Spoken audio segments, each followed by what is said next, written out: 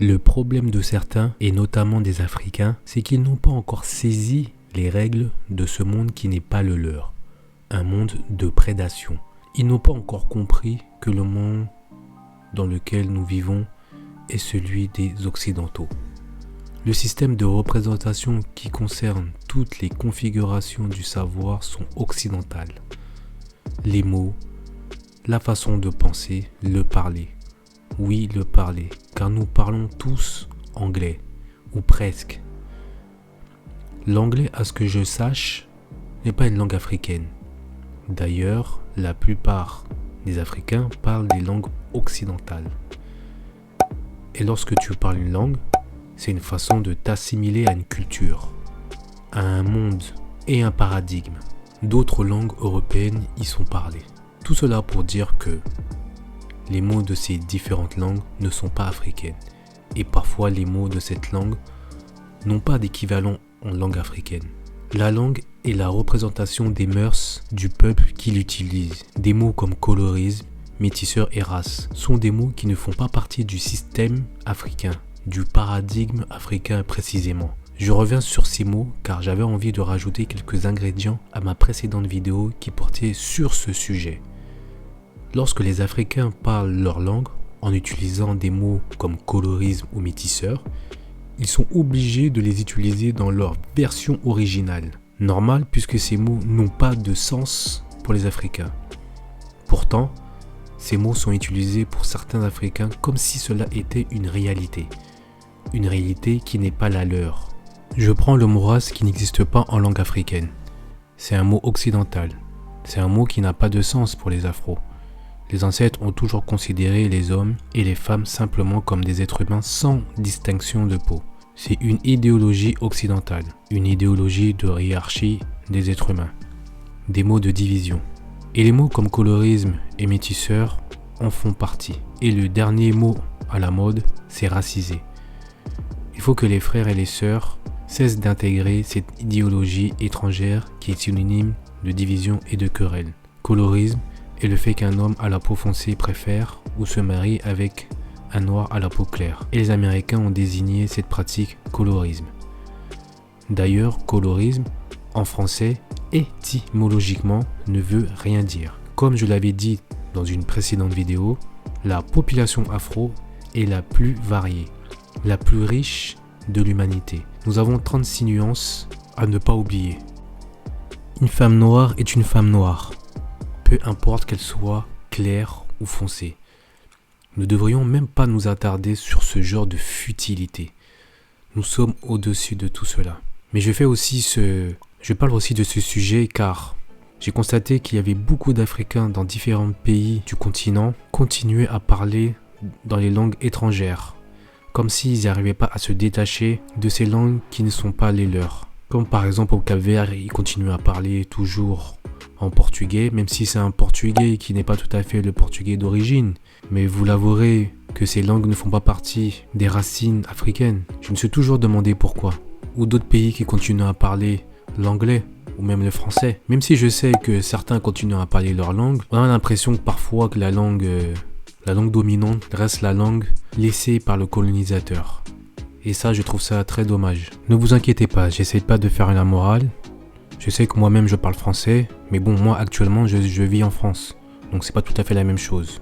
Et je pense que la liberté déjà commence par là. Vous verrez que les pays souverains, la plupart d'entre eux, parlent leur langue d'origine. Je peux prendre par exemple, on va dire les Chinois. Vous me direz c'est peut-être pas un bon exemple, mais on peut le prendre. Ou d'autres pays asiatiques, ils parlent tous leur langue et l'enseignent. Alors qu'en Afrique, c'est totalement différent. Mais revenons à nos moutons. Métisseur, un de ces mots ridicules qui divisent certains. Soi-disant que les noirs se mettraient avec des femmes blanches seraient des métisseurs. Des métisseuses pour les femmes, je suppose, car il y en a aussi. Comment appelle-t-on les blancs ou les blanches qui se mettent avec des noirs? Des blanchisseuses? Des blanchisseurs? Allez, allons plus loin. Les asiatiques? Des jaunisseurs? Enfin bref, c'est vraiment n'importe quoi. Voilà pourquoi je dis qu'on utilise des mots qui sont totalement ridicules et qui veulent rien dire. Tout ça, c'est pour porter à confusion, pour que les noirs se querellent entre eux. Et il y en a qui profitent de ça. C'est pour ça que j'ai parlé de Niclette et Orisha. J'ai pu entendre les propos d'Orisha qui sont parfois vraiment une façon de dénigrer les Noirs. C'est terrible. Le vrai problème est que les métis sont mis en avant. Oui, c'est vrai. Mais par qui? Qui met en avant les métis? C'est ça la question. Et si certains Noirs ne sont pas contents de cela, ils n'ont qu'à créer leur propre télévision. Il m'arrive parfois d'écouter les débats d'Orichas et de Niclette, mais il faut que les personnes saisissent une chose, c'est que le vocabulaire utilisé n'est pas celui des Afros. C'est pour cela que j'ai fait cette vidéo. Je le redis encore, on est en France, on est forcément obligé de parler français, au moins par respect pour le pays dans lequel on vit. En parlant ces langues, on finit par avoir des mœurs et une vision erronée de notre langue d'origine. Certains diront que non, vous ne vous rendez pas compte. Je prends le meilleur exemple, celui de noir. Noir, négro, black, c'est la même chose. Dans des langues différentes, c'est tout. Qui désigne-t-on comme noir? Les personnes avec un taux de mélanine élevé en général. Les subsahariens si vous préférez. D'ailleurs, lisez la définition de noir.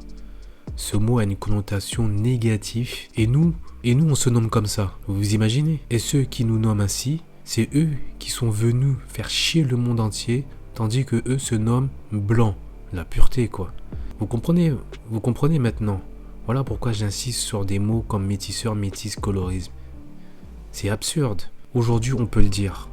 On est colonisé par la culture américaine, aidé par nos frères afro-américains, tellement inventifs. Le français même se fait submerger par de nouvelles expressions américo-anglaises. Je dirais même plus, je dirais anglaise, car la tête pensante de tout ça, c'est la reine mère Elisabeth. Ou en tout cas, elle n'est pas loin. Et des femmes comme Niclette et Orichas n'arrangent pas les choses avec ces bêtises. Des femmes afro frustrées. Écoutez, je vais être cru, mais c'est comme ça. Si tu n'es pas potable, ne t'attends pas à avoir un bel homme afro. C'est comme ça.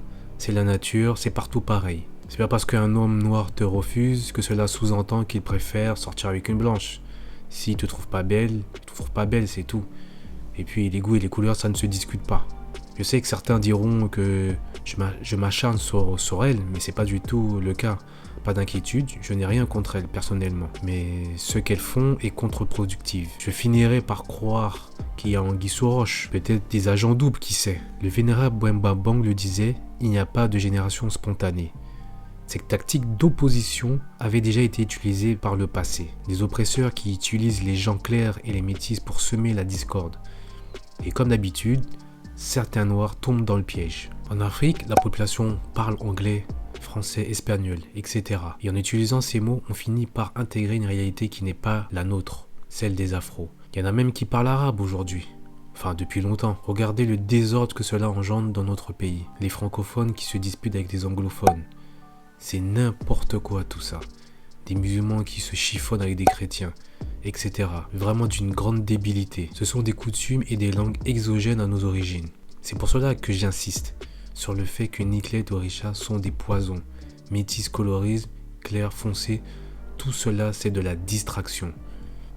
Nos sœurs frustrées critiquent les frères d'aller avec d'autres femmes. Or, nous savons pertinemment que les hommes ne sont pas les seuls à se diriger vers d'autres communautés. Nos sœurs le font. Essayez de comprendre déjà pourquoi ils se dirigent vers d'autres communautés au lieu de se fustiger ainsi. Il y a parfois une remise en question à faire. Tout ça pour dire que ce genre de débat est sans fondement. Pourquoi? Parce qu'il y a toujours autant de noirs qui se mettent avec les femmes noires, qu'elles soient claires ou pas. Cela a très peu d'importance. C'est une même grande famille. Chacun a le droit de se diriger vers ce qui le rend heureux. Ce petit nombre de métis ne va pas exterminer le milliard de noirs, qu'on se le dise. Il y a des noirs qui ne sont pas très séduisantes, comme des femmes claires aussi. La beauté ultime ne réside pas sur la blancheur de la peau. Et que tu sois noir ou foncé, et même albinos, tu es belle, ne l'oublie pas.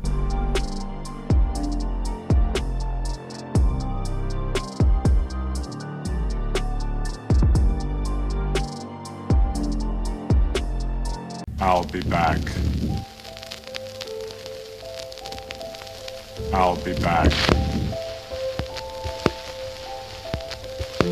I'll be back.